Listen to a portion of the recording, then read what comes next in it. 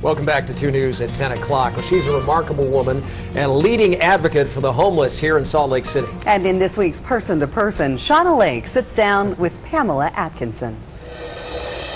After growing up in humble circumstances, Pamela Atkinson knows exactly what it feels like to go without. Now, years later, she's dedicated her life to giving back and helping those less fortunate.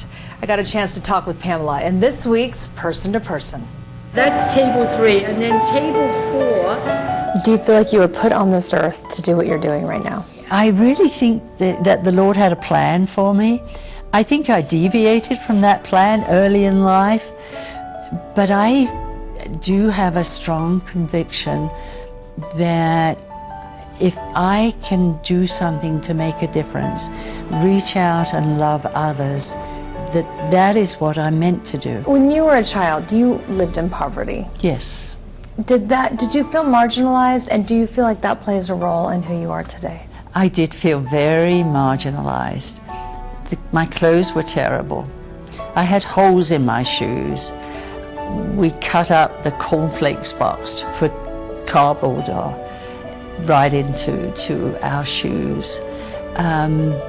We collected newspapers to tear up into squares for toilet paper. We had no indoor plumbing. The people I went to school did, and I was what I would call today bullied, because I didn't smell right and I didn't have the right clothes. I learned how to be envious going to friends' homes and seeing, oh, they have 2 parents. Oh, they have sheets that they sleep in at night. Oh, they only have 1 person in a bed.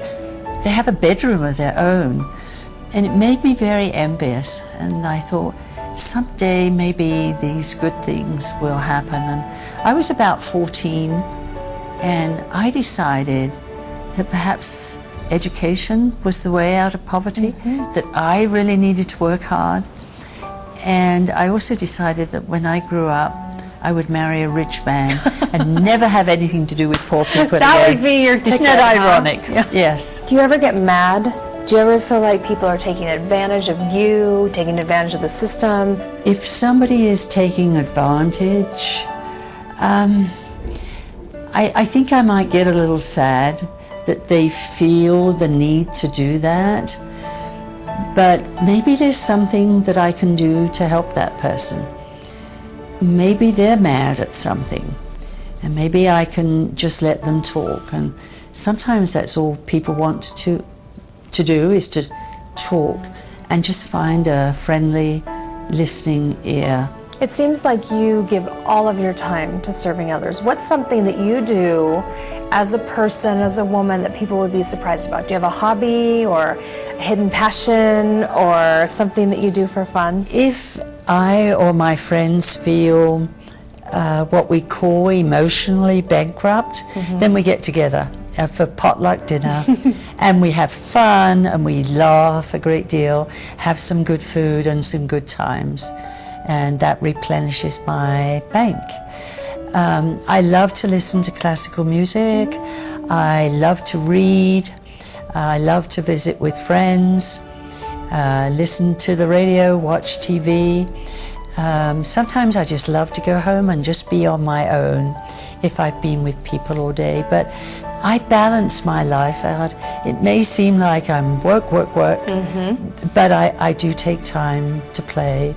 Later this week I'll be taking some of the grandkids to one of the great movies that's out now for kids, and we'll just relax and just have a lot of fun. How can people help in a minimal way but still make a big difference? Well, there was this lady some years ago, 82 years old, and after I'd spoken to her and about 90 other people in a group, she said I was wrong and not everybody could make a difference in people's lives. And as we started to talk, she said she didn't have much money, and I asked her if she could donate the 1 can of soup a week, and she decided she could. Her son took her shopping once a week. And then I said, the next night at dinner time, what I'd like you to do is to just close your eyes and envision a mother living in poverty, a single mother with 3 of her children, eating the soup that you donated, and then think about those kids going to bed on a full stomach, and then think about whether you made a difference or not. You are a hero among us. Well, thank you. It has been so fun to get to know you even better, person to person. Thank you, Pamela, so much. Thank you, Shauna. Additional parts of Shauna's interview with Pamela Atkinson can be found on our website, KUTV.com, under the Features tab. Person to Person is every Sunday night here on 2 News at 10, sponsored by Zions Bank. I've known Pamela for a long time. That was really an insightful interview, though. Did not know about her background. Yeah, really interesting. Tonight. Shauna was calling her the Mother Teresa of Utah. Yeah. I think that's a nice little name. A lot of people have said that for a long time. Really inspiring.